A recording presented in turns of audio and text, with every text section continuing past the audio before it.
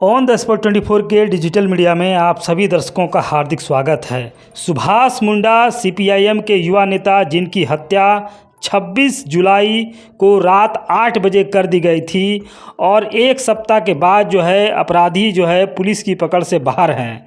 इसी को लेकर के सीपीआईएम के द्वारा रांची के दलादली चौक पर संकल्प सभा और श्रद्धांजलि सभा का आयोजन किया गया।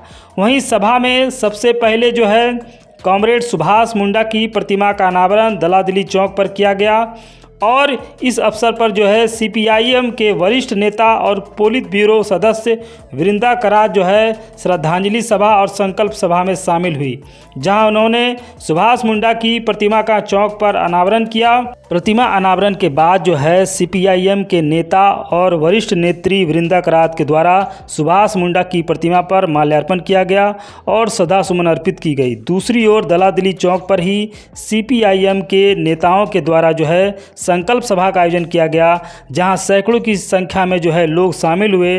मौके पर वरिष्ठ नेत्री वृंदा करात ने कहा कि सीपीआईएम के युवा नेता सुभाष मुंडा की हत्या जो हुई है वह काफ़ी निंदनीय और दुखद है और उसकी हत्या से इस क्षेत्र के लोगों का और पार्टी का पूरा नुकसान हुआ है।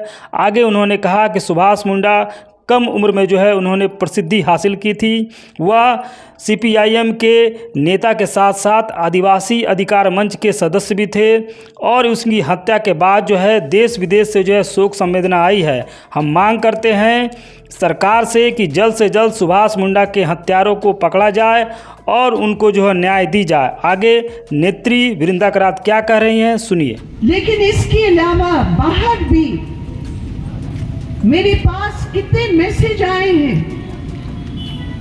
शहीद सुभाष आदिवासी अधिकार राष्ट्र मंच के सदस्य थे और उस रूप में देश भर के जो ट्राइबल लीडर्स रहे उनके साथ उनकी जो बातचीत थी, उनका जो संघर्ष का अनुभव रहा, वो सबको इतने कम उम्र में भी इतना ज्यादा प्रभाव डाला कि इतने लोग तमाम प्रदेशों में अलग अलग सभाएं कर रहे हैं, शोक प्रकट कर रहे हैं, उनके परिवार के प्रति संवेदना व्यक्त कर रहे हैं, क्योंकि सबके लिए सुभाष अपना ही था। मैं इनकी मां को सलाम करती हूं, इनकी फैमिली को मैं सलाम करती हूं, उनकी स्त्री को। इस दुख की घड़ी में आप सोचो क्या हिम्मत और बहादुरी की जरूरत है और है इनमें कि वो यहां इस मंच पर आए हैं।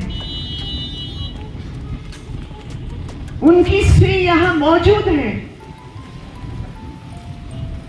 आप जानते हैं कि नहीं कि 2 साल पहले जब सुभाष का बेटा का जन्म हुआ, सुभाष ने उनका नाम विरासत रखा। विरासत, क्योंकि सुभाष ने अपनी जिंदगी में समझा कि उनको जो विरासत में प्राप्त हुआ, कुर्बानी का, त्याग का, समाज के लिए काम करने का जो विरासत में उनको मिला, तीसरी पीढ़ी के वो थे इस परिवार के, और इसीलिए उन्होंने अपने बेटे का नाम भी विरासत रखा। उनकी मां ने मुझे कहा आज कि सुभाष नहीं रहे, लेकिन लाल झंडा कभी भी खत्म नहीं होने देंगे इस इलाके से। एक मां की शब्द क्या था